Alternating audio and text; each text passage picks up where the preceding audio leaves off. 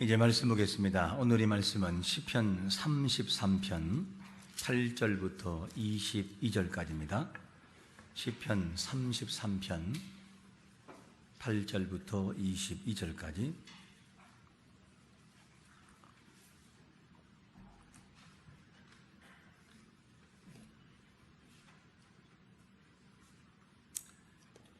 말씀을 봉독하겠습니다. 온 땅은 여호와를 두려워하며 세상의 모든 거민들은 그를 경외할지어다. 그가 말씀하심에 이루어졌으며 명령하심에 견고히 섰도다. 여호와께서 나라들의 계획을 폐하시며 민족들의 사상을 무유하게 하시도다. 여호와의 계획은 영원히 서고 그의 생각은 대대에 이르리로다. 여호와를 자기 하나님으로 삼은 나라 곧 하나님의 기업으로 선택된 백성은 복이 있도다. 여호와께서 하늘에서 굽어보사 모든 인생을 살피시며 곧 그가 거하시는 곳에서 세상의 모든 거민들을 굽어 살피시는도다. 그는 그들을 모두의 마음을 지으시며 그들이 하는 일을 굽어 살피시는 이로다. 많은 군대로 구원 얻은 왕이 없으며 용사가 힘이 세어도 스스로 구원하지 못하는도다. 구원하는 데에 군마는 헛되며 군대가 많다 하여도 능히 구하지 못하는도다. 여호와는 그를 경외하는 자 곧 그의 인자심을 바라는 자를 살피사 그들의 영혼을 사망에서 건지시며 그들의 굶주릴 때에 그들을 살리시는도다. 우리 영혼이 여호와를 바라며 그는 우리의 도움과 방패시로다. 우리 마음이 그를 즐거워하며 우리가 그의 성호를 의지하였기 때문이로다. 여호와여, 우리가 주께 바라는 대로 주의 인자심을 우리에게 베푸소서. 아멘. 열왕기상 22장 이 이하를 보게 되면 어느 날 한 사건이 등장하는데 이스라엘의 왕이었던 아합, 다른 말로 말하면 즉 아합의 아버지 오므리가 그 아버지가 빼앗겼던 길랄 라못을 찾기 위해서 아합 왕이 아람과의 전쟁을 하려고 준비 중에 있었습니다.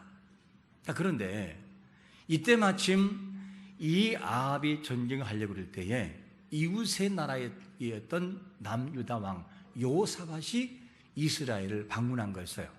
근데 묻기를 내가 이만저만해서 좀 아람을 쳐서 그 과거에 빼앗긴 것을 찾으려고 하는데 나를 도와줄 수 있겠습니까? 그랬더니만 그렇게 하시라고 도와주겠다고 이러면서 이제 그 전쟁이 남유다 왕과 이스라엘이 하나가 돼서 아람과의 전쟁을 준비하고 있는 상황이었습니다. 그런데 문제가 뭐냐면 이스라엘 왕이 주로 중심에 서서 전쟁을 준비하고 여호사밧은 사실은 도와주는 입장인데 문제가 뭐냐? 이스라엘 왕 아합은 위험한 상황을 피해가려고 하고 여호사밧은 위험에 노출된 거였어요. 왜냐하면 아합 왕은 과거에 미가야 선지자가 한 예언 때문에 한쪽에 두려움이 있었어요. 어떤 것이냐? 전쟁을 할까 말까 물어볼 때 이 전쟁에서 반드시 당신이 패합니다. 그리고 당신이 죽습니다. 올라가지 말라고 예언을 했는데 이 아합이 그걸 무시했어요. 그러면서도 한쪽의 마음속에는 두려움이 있는 거예요. 혹시라고 하는 이 마음 때문에. 그래서 아합이 꾀를 낸 것이 뭐냐면 자기는 전쟁의 중심으로 가야 할 사람인데 왕복을 벗고 평복, 그러니까 일반 사병 옷을 입고 전쟁에 참여하는 거죠. 그러면 어떻게 그게 이스라엘 왕인지 알겠냔 말이죠. 모르게 됩니다. 이래서 죽음을 모면하려고 꾀를 썼고, 반면에 여호사밧에게는 뭐라 그러냐? 당신은 왕복을 입고 가십시오. 왜 그러냐? 자기를 대신해서 이스라엘 왕으로 착각하게 만들어서 자기는 살고 유다 왕은 죽게 만들려고 이 계획이 진행됐어요. 그리고 전쟁터로 이제 갑니다. 이때 마침 적군이었던 아람 진영에서도 아람 왕이 명을 내려요. 32명의 최고의 지휘관을 모아라. 모아놓고 하는 말이, 너희는 일반 졸병들과 사병과 싸우려고 하지 말고 왕 한 사람만 쫓아라. 그러면 전쟁 끝난다. 이 명이 내려져 버려요. 자, 그러면 왕복을 입은 사람이 누구였었어요? 여호사밧. 더욱더 위험한 상황으로 되어버려 버렸어요. 이 상황이 전개되고 실제 전쟁이 딱 시작됐어요. 그런데 총지휘관부터 시작해서 내려진 명처럼 여호사밧이 왕복을 입고 있으니까 여호사밧으로 완전히 몰려들었어요. 탁 몰려가지고 여호사밧을 총공격으로 해버려요. 그러니까 여호사밧이 너무 놀라가지고 소리를 막 질러요. 소리를 질러요. 그런데 신기한 일이 벌어졌어요. 소리를 치고 있는데 갑자기 병사들이 딱 멈추고 아합 왕이 아니네? 이렇게 금방 알아봤어요. 왜 그러냐? 하나님의 눈을 여신 거였어요. 여호사밧을 살려주려고. 그리고 금방새 알아봐요. 여호사밧이네? 그리고 군사들의 마음을 하나님이 감동시켜서 여호사밧으로부터 떠나게 만들어버려요. 그리고 여호사밧은 살았어요. 이렇게 돼서 여호사밧은 안전하게 됐어요. 사실 외적으로 바라보면 여호사밧은 죽어야 하는데 여호사밧이 살았어요. 자, 그러면 꾀를 낸, 아주 위장전술로 꾀를 낸 아합은 어떻게 됐을까? 일반 병사들이 저 사람이 아합이라는 사실을 죽을 때까지 몰랐어요. 무슨 일이 벌어지느냐? 그냥 무심코 한 병사가 화살을 딱 당겨놨거든요. 근데 어디 꽂히느냐? 갑옷과 갑옷을 이은 그 솔개 사이를 관통해버려요. 그냥 관통해버려가지고 중상을 입어버려요. 그때 빨리 나가자 했는데 나갈 수가 없어요. 왜? 아람 군대에 막혀서. 그리고 거기 싸우다가 전쟁에서 저녁 때에 죽고 말았어요. 이게 아합이었어요. 자, 보세요. 우리가 이 한 사건을 통해 느낀 것이 뭐냐면, 한 개인의 인생의 생명이든 나라의 모든 그 위기든지 하나님의 손에 있음을 믿으시기를 축원합니다. 하나님이 지켜줘야 가능하지, 하나님이 허락지 않으면 아무것도 안 되는 거예요. 정말 살고자 했던 아방은 우연히 던진 화살에 꽂혀 죽고, 여호사밧은 죽어야 되는데 살게 돼요. 이게 하나님의 섭리하심과 역사라고 하는 것을 알 수가 있어요. 우리는 지금 어떤 위기에 있냐면 북한과의 대치적인 관계에 굉장한 위기를 딛고 있어요. 폭발을 해버리고 최전방에 군사를 배치시키고 무기를 다 배치시켜버려요. 금방이라도 전쟁 날 것처럼. 이런 상황이 전개되고 있어서 사람들의 생각 속에는 1950년 6월 25일을 상기하게 돼요. 혹시 이 생각에 또 제2의 6.25가 아닐까? 이런 염려가 한켠은 쭉 밀려와요. 그리고 두려움을 갖고 이렇게 돼버리죠. 이런 상황에서 우리가 어떻게 이것을 극복해야 되는가 하는 문제예요. 우리가 6.25를 기억하면서, 그리고 지금 상황을 기억하면서 마침 또 그것도 6월달을 우리가 맞이해서 염려가 있는데 어떻게 문제를 풀어가야 되는가? 오늘 본문에도 세상의 모든 통치가 하나님의 손에 있음을 고백하는 신의 고백이 나와요.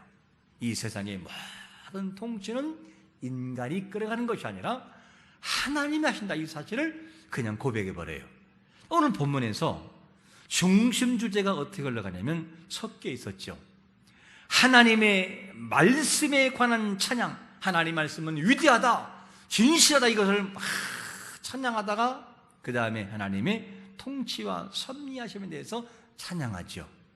이런 상황이 나오는데 여호와의 말씀에 관해서 찬양했던 시는 하나님의 통치에 대해서 찬양하고 있어요. 자, 그러면 하나님은 세상을 어떻게 통치하시기에 하나님을 찬양하고 있는가 하는 질문이에요.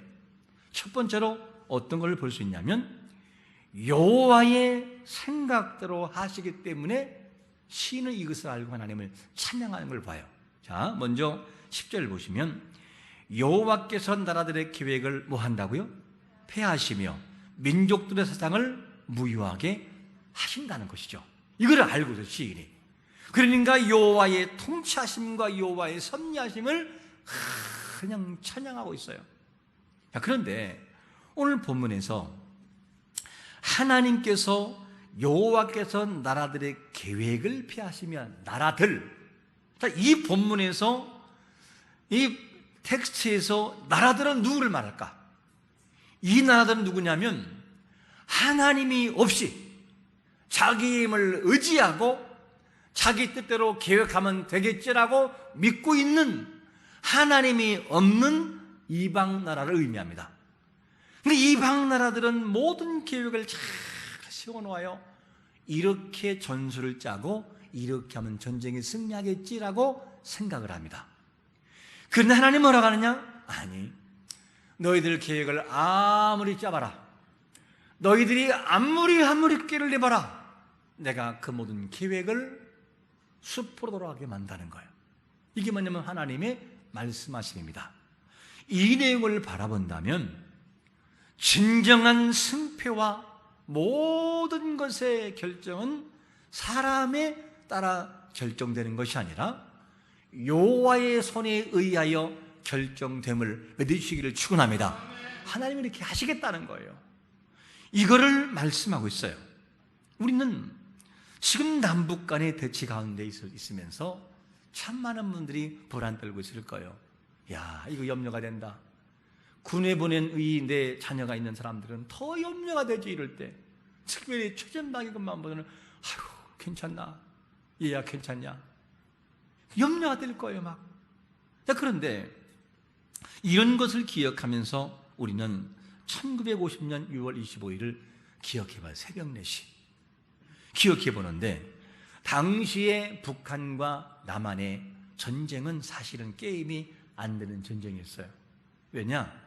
김일성이는 철저히 준비됐고 이 남한은 준비가 안 돼 있었어요.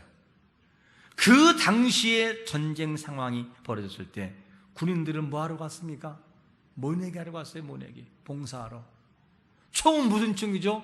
길은 총, 화약만 잔뜩 들어가고 영점 조정 잘 안 되고 사람만의 애무한 이 총이 주로 있었어요.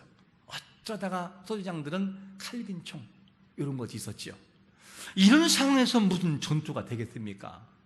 전쟁이 되지 않죠. 탱크로 몰려오고 내려오는데 속수무책이에요. 그러니까 육군 이 논사훈련소에 하사관 교육 들어가면 인사가 있어요. 그런 모든 것을 다 보완해서 인사가 뭔지 알아요? 필승이 아니고 6탄 할 수 있으면 이게 인사예요. 제가 교육받을 때 6탄 할 수 있습니다. 뭐냐? 폭탄을 들고 탱크 안에 뛰어들어라. 6탄. 그렇게 죽을 수 있냐? 할 수 있다고. 이런 상황이 당시에 전쟁이었어요. 그래서 서울이 며칠 만에 정복돼 버려요? 딱 3일. 전쟁한 것도 아닌 사실은 그냥 밀고 내려온 것 뿐이에요. 그냥 도망가 버린 거죠. 이게 무슨 전투가 되겠어요? 이런 상황에서 결국 너무 불리한 상황인데, 근데 결국은 뭐냐면 결론은 어디가 이겼어요? 대한민국이 남한 이긴 거 사실은. 물론 도움을 통해 이겼지만 38선이 아직도 있으나 그 밀고 내려온 그 모든 전략을 완전히 부수고 승리했어요. 여러분, 어떻게 M1이 탱크를 이기겠어요? 하나님이 바꾸어 놓으니까 승리하는 거였어요. 그래서 이 김일성이 가장 후회한 게 뭔지 알아요? 서울 3일 만에 정복해버리고 너무나 시간을 끌은 거예요.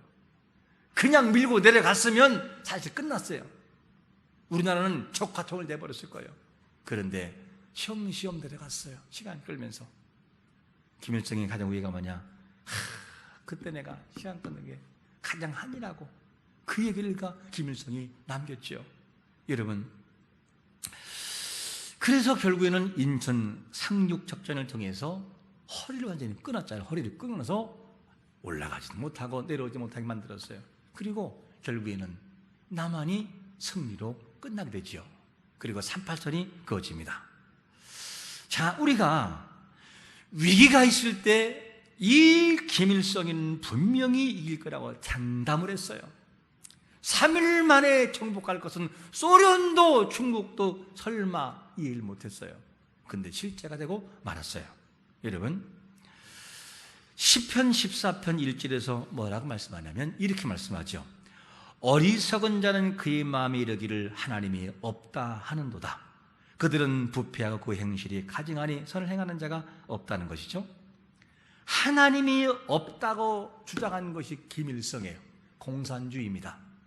자, 이 중에 혹시 공산주의가 있다고 한다면 돌아와야 됩니다. 공산주의 사상과 이데올로기 사상을 가지고 아직도 이론에 파묻혀서 실제를 보지 못한다면 회개하고 돌아와야 돼요. 왜 그러냐? 공산주의는 이미 위장되어 있어요. 만약에 공산주의 사상이 맞다면 지금의 공산주의는 낙원이 되어야 돼요. 근데 지금 보세요.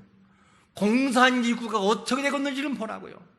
자유민주주의 사회가 틀렸다고 한다면 공산주의가 다 퇴되고 다 글로 가야만 돼요.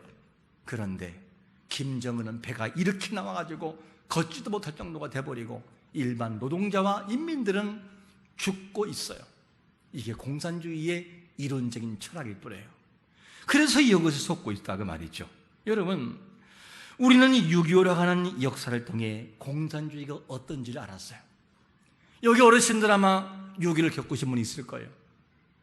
6.25를 경험한 세대는 뭐라고 하느냐? 공산주의 그러면 이를 갈아요. 왜? 공산주의가 어떤지를 경험을 통해서 알았으니까. 여러분, 공산주의의 사상과 공산주의가 잘못된 것은 첫째 이유가 하나 있어요. 그게 뭐냐? 하나님을 부인한다는 거예요. 공산주의는 철저한 인본주의고 하나님을 배제해버리고 하나님이 서야 할 자리에 누가 서느냐? 사람의 생각받아요. 하나님이 가장 걸 싫어하셔요. 그런데 공산주의는 지금도 이렇게 해서 모든 것을 준비하고 있어요.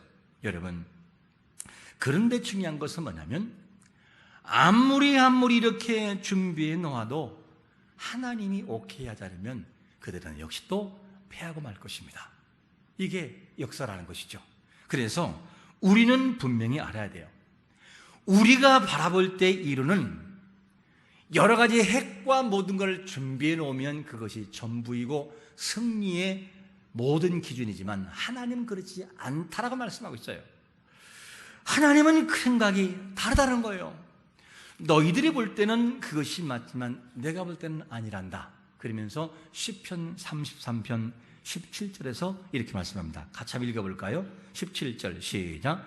구원하는 데에 군마는 헛되며 군대가 많다 하여도 능히 구하지 못하는도다. 하나님은 군마와 군대가 많다고 승리하는 것이 아니라고 못 받고 있어요. 아니라는 거. 우리는 그렇게 생각하고 있어요. 그래서 무기를 만들고 핵을 가지려고 얼마나 노력합니까? 이거를 맞다라고 생각하는데 하나님은 본질적으로 아니, 그게 승리의 비결이 아니란다. 이거를 딱 못 받고 있어요. 이것을 우리에게 말씀해 주고 있어요. 우리 마음속에는 이렇게 말을 해도 아니에요. 무기가 우선입니다. 그리고 하나님을 배제시키고 무기가 하나님 대신의 자리에 차지하고 있어요. 여러분, 정말 우리가 깨어있어야 할 것이 뭡니까? 전쟁이든 무엇이든지 간에 전지전능하시고 역사의 흐름을 잡고 계신 하나님을 가장 먼저 의지하고 그분 앞에 나가는 것이 최우선인 것을 믿으시기를 축원합니다. 그 다음에가 있어야 돼요. 이것이 뒤바뀌면 하나님의 패하시면 모든 것은 안 된다는 거예요. 우리가 하나님, 영원성, 하늘나라 이거를 말하면서도 우리에게 너무나 추상적일 때가 많아요. 하나님 그러면 이런 하나님 알지? 이 땅에 말씀 주시고 예수님 보내주시면 하나님 맞아. 이론은 그렇다고 알아요. 근데 그것이 나의 것으로 안 될 때가 너무나 많아요. 내 것이 돼야 되는데 영혼이라고 하는 것을 기억하면서 어떡하죠? 영혼성에 대해서 우리는 말로는 영혼을 말해요. 근데 실제로 영혼은 어떡하죠? 믿는 사람들이 그렇게 많지가 않아요. 하늘나라, 말로 하늘나라를 말하면서도 그 나라를 사모하거나 실제 갈 것처럼 내 현실 속에 고민하고 묵상하고 그날을 바라보고 웃음을 짓는 사람들이 많지가 않은 것 같습니다. 여러분, 우리가 이것이 너무나 모순일 때가 많아요. 우리는 하나님을, 역사의 물줄기를 찾고 계신 하나님을 철저히 믿고 아는 것이 참으로 중요합니다. 이거를 우리가 알아야만 돼요. 그런데 모른다는 것이죠. 하나님을 안다고 하는 것이 어떻게 하는 것이냐? 히브리 원문에서 안다고 하면 야다란 말, 야다란 말은 무슨 말이냐면, 창세기 4장 1절에서 무슨 말씀이 나오냐면, 아담과 하와가 결혼하고 잉태하고 이제 아이를 낳는 그런 내용도 전개돼요. 근데 여기서 안다, 그 말은 무슨 말이냐면, 하와야, 아담아, 안녕? 잘 지냈지? 내일 봐? 이게 아니고 어떻게 해요? 자기야 사랑해. 그리고 하나가 돼서 어떻게 해요? 그래 깊은 내면의 섬김도 없이 부부로서 이렇게 딱 하나가 된 정도의 알물, 뭐냐? 경험을 통해 아는 것을 야다, 안다라는 단어예요.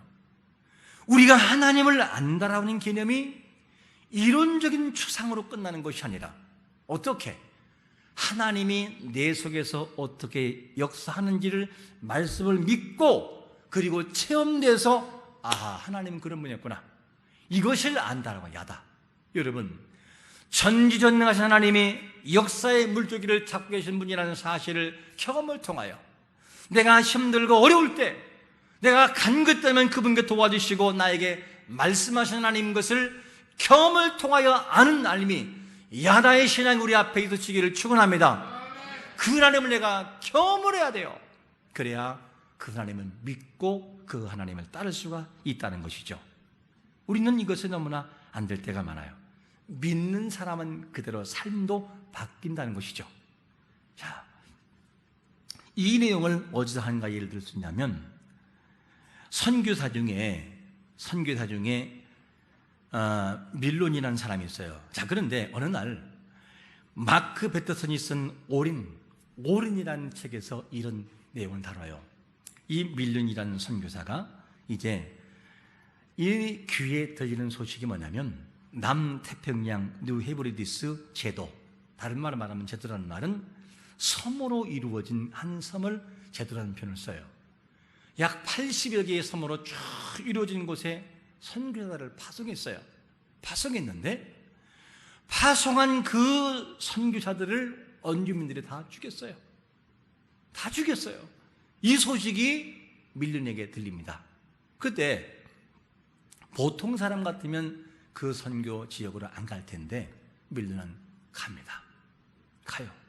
가는데 왜 가냐? 나는 이미 죽은 사람이다. 이미 죽었다. 나라는 존재는 없다. 그리고 뭘 같이 가지고 가느냐? 관을 짜가지고 같이 가죠. 관. 자기는 죽었다고. 그리고 들어가요, 현장으로.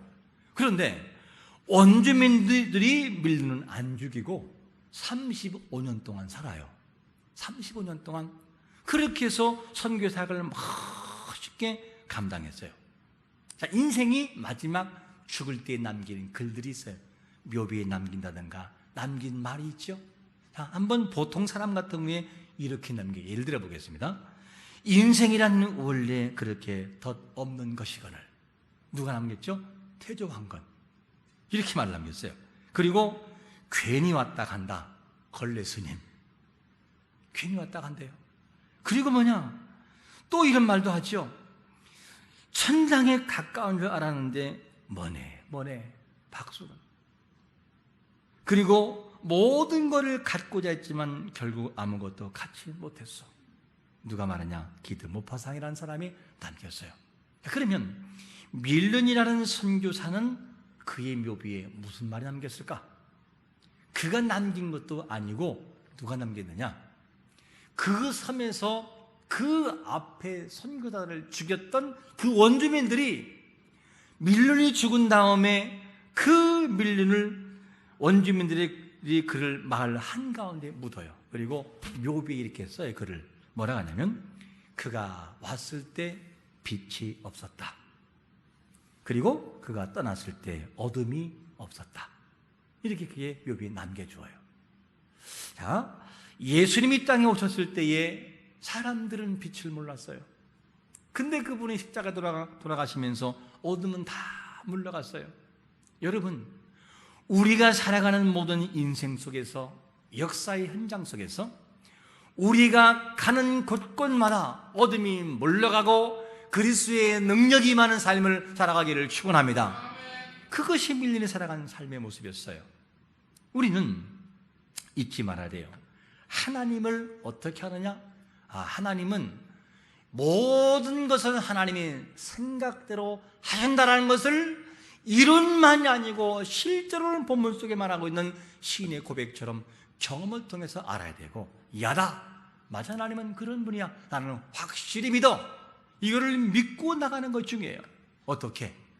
그분과 나와 친밀한 관계를 통하여 아담과 하와가 한 몸이 돼서 모든 것을 거의 알듯이 하나님과 나와의 교제와 긴밀한 관계를 통하여 기도와 눈물을 통해서 내가 하나님을 알고 하나님 나를 아는 그런 관계를 통해서 되어지는 고백, 이것이 뭐냐? 하나님을 아는 고백이에요. 하나님은 모든 것을 당신 뜻대로 이루십니다. 이 고백이 우리가 경험을 통해 하는 것이 참으로 중요합니다. 그러면 이방 나라가 아무리 계획해도 여호와가 무효화시키고, 그리고 모든 것을 폐하시는 하나님이라고 한다면, 그리고 군마와 군대가 구원을 결정하지 못한다면 어느 사람과 어느 나라가 진짜 복 있는 사람이고 나라인가 하는 거예요. 질문이 두 번째는 뭐라고 말하냐면, 두 번째 이렇게 말합니다. 하나님께서 주님이 나라, 즉 하나님께서 주님이 나라, 이 사람과 나라가 복이 있다는 것이죠. 자, 12절을 돌아가서 보시면 이렇게 말씀합니다. 여호와를 자기 하나님으로 삼은 나라 곧 하나님의 기업으로 선택된 백성은 복이 있도다. 이 12절을 한글 개역 성경으로 읽으면 잘못하면 이런 오해를 가질 수 있어요. 사람이 하나님을 선택해서 복받는 사람, 이렇게 생각할 수 있어요. 그런데 원문을 보면 사실은 명확한 뜻이 나와요. 이 뜻을 지극하면 무슨 말이냐? 이런 말이에요. 하나님께서 주님인 나라. 이 말을 조금 더 지극해서 설명한다면 무슨 말이냐? 하나님께서 기업으로 빼신 백성, 너 나와, 너 나라, 너는 내 거야, 이렇게 뺀 나라가 복이 있다는 거예요. 사람이 하나님을 선택하는 것이 아니라 그분께서 나라를 선택하고 그분께서 한 개인을 선택함으로 선택받은 그 민족과 사람이 복이 있는 것을 믿으시길 축원합니다. 이거를 말씀하는 거죠. 그래서 진정한 복은 어떤 사람이냐?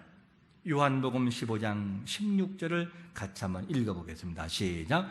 너희가 나를 택한 것이 아니요 내가 너희를 택하여 세웠나니 이는 너희로 가서 열매를 맺게 하고 또 너희 열매를 항상 있게 하여 내 이름으로 아버지께 무엇을 구하든지 다 받게 하려 함이라. 무지한 인간이 하나님을 택한 것이 아니라 무지한 인간을 하나님이 택한 것을 믿으시기를 축원합니다. 그래서 우리는 복이 있다는 거예요. 내가 결정하는 것이 아니라 그분이 이미 결정해버렸어요. 너희들은 나의 것이란다. 너희들은 나의 기업이야. 나는 너를 사랑하고 너희 민족은 적을지라도 내가 사랑하는 민족이라고 하나님께 이미 선언했다는 거죠. 이것을 시인이 오늘도 고백하고 있어요. 이게 복이라고. 여러분, 믿어지는 게 그냥 믿어지나요? 아니라니까요. 찬양대원들이 절대로 하나님이 선택하지 않으면 이곳에 설 수 없고 안 믿어져요. 안 믿어진다니까요. 물론 이 중에 안 믿어지는 사람도 있을 수 있어요. 그런데 실망하지 마세요. 믿어질 때가 와요. 택한 백성들은 반드시 믿어질 때가 반드시 오고 맙니다. 그래서 그 하나님께서 인생들을 자세하게 살핀다는 거죠. 어떻게 살핍니까? 시편 33편 13절에 보니까 여호와께서 하늘에서 굽어보사 모든 인생을 살피시며, 어떤 내용이죠? 하나님께서 굽어보신다는 그 말은 어떡합니까? 사람들이 어떻게 됩니까? 자세히 이렇게 보잖아요. 앞을 향해서 이게 뭔가 하고 숙여서 바라보듯이 하나님이 그렇게 감찰한다는 거죠. 그러니까 한 인생을 열심히 바라봐요. 원문 뜻으로 말한다면 열심히 바라보시고 골똘히 바라보시고 주의 깊게 바라보신다는 거예요. 주의 깊게. 이게 하나님의 역사예요. 여러분, 하나님은 인간의 모든 행위를 다 지켜보고 있음을 믿으시기를 축원합니다. 김정은이 아무리 잔기를 부려도 핵이 40개니 50개니 해도 하나님이 아니 안 되겠다 너. 그러면 하나님이 데려가시든지 아니면 핵이 자멸해서 끝나버릴 수 있어요. 그건 하나님 그리 영역이에요. 하나님은 그런 분이라는 거예요. 모든 걸 아무리 모든 계획을 다 준비해 놓아도 하나님이 김정은 안 되겠다 가자 그러면 돼요. 며칠로 그냥 하는 거예요. 다음날. 그거는 사람이 하는 것이 아니라 하나님의 계획을 어떡하냐 무효화시킨다는 거죠. 그거는 아무도 몰라요. 여러분, 사람의 계획이 세워도 하나님이 바꾸시면 안 된다고 말해요. 대한민국의 진정한 위기가 뭔지 아십니까? 북한이 핵을 몇 개를 맺냐 40개다 50개다 이런 정보를 얻는 것도 그걸 바라보고 우리가 위기가 위기지만 그보다 더 큰 위기가 뭔지 알아요? 하나님께서 무지한 인생들을 선택하시고 나의 백성이요 나의 사람이라고 선택하신 그 하나님을 잊는 것이 가장 위기예요. 잊고 살아가는 게. 그 하나님은 나의 생각 속에 없고 나의 역사 속에 없고 나의 삶이 없고 섭리 속에 없다면 그 인생은 가장 불행한 인생이에요. 왜? 하나님의 말씀하시는 진정한 승패는 무기에 있는 것이 아니라 하나님 손에 있다고 말씀하고 있기 때문이에요. 그러므로 이 나라와 민족들은 반드시 하나님 앞에 돌아와야 돼요. 정치인 중에서 국회의원 중에서 믿는 자가 얼마나 많아요. 그런데 하나님의 말씀으로 살지 못할 때가 얼마나 많습니까? 다 돌아와야 돼요. 하나님 앞으로 철저히 돌아와 니느웨 성 사람들이 시요나가 외칠 때에 금식하며 선포하는 것처럼 돌아와서 하나님을 찾을 때 하나님은 어떡합니까? 그들을 향하실 것입니다. 그러나 하나님을 떠나고 하나님이 없이 살아가는 인생들에게는 하나님께서 그 인생들을 어떡합니까? 시험하셔요. 어떻게? 이스라엘 백성들을 황해에서 고난을 통해 하나님을 발견했듯이 그런 위기가 가장 위기라는 거죠. 그러므로 우리 그리스도인들의 정말 위기는 하나님을 발견하고 나를 기업 삼으신 하나님을 믿고 전적으로 의지하고 신뢰하는 것, 이거를 찾는 것이 가장 우선이라는 거죠. 그걸 잊는 순간 인생은 불행해진다는 거죠. 이것을 아는 것이 중요합니다. 그래서 시인은 우리에게 이런 부탁을 하고 있어요. 어떤 확신 가지고 부탁하느냐? 시편 33편 20절에 보니까 이렇게 말씀합니다. 우리 영혼이 여호와를 바라며 그는 우리의 도움과 뭐라고요? 방패시로다. 뭘 말씀하죠? 여러분, 제가 경험해보니 인생의 진정한 도움은 바로 하나님이시고 그분을 기다려야 됩니다. 그 하나님을 찬양하시고 그 하나님을 바라보십시오. 그분은 나의 방패시요 소망이었습니다. 여러분도 그렇게 하십시오. 그게 우선입니다. 이거를 가르치고 있는 거예요. 이것이 우선이라는 거죠. 그러므로 한 개인과 나라의 전체의 위기는 뭐냐면 하나님을 잊는 것이 위기예요. 그래서 전체 하나님께로 돌아오는 삶이 최고의 행복임을 여러분들이 아셔야 됩니다. 이스라엘의 역사에서 하나님께서 하신 일이 있어요.